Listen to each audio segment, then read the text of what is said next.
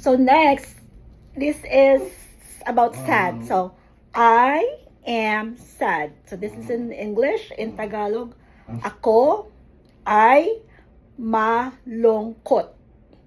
Ako ay malungkot.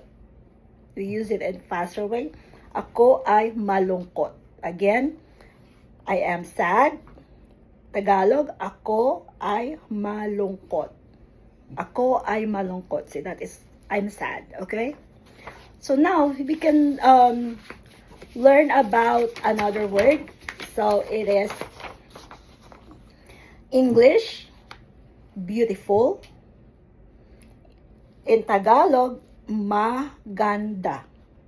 Okay? English, beautiful. Tagalog, maganda. Maganda. And another one, if it is this is for female. If this is a male, handsome, pogi, or guapo. So there are two words that you can say it: pogi, handsome; guapo, still handsome. So we can use it in a sentence. Okay? So in English, you are beautiful. In Tagalog, ikaw ay maganda. We can make it faster. Ikaw ay maganda. So for example, you have a friend and it's like you wanna express yourself that she is pretty. You will say, ikaw ay maganda. Ikaw ay maganda. Okay?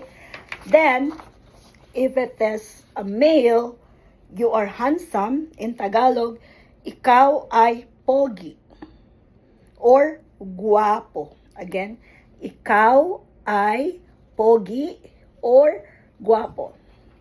We can make it faster. Ikaw ay pogi or ikaw ay guwapo. Okay, so those are the words that we need to learn in just a normal conversation with Filipinos. So I hope you learn something the next time. Please subscribe and like my channel. Bye!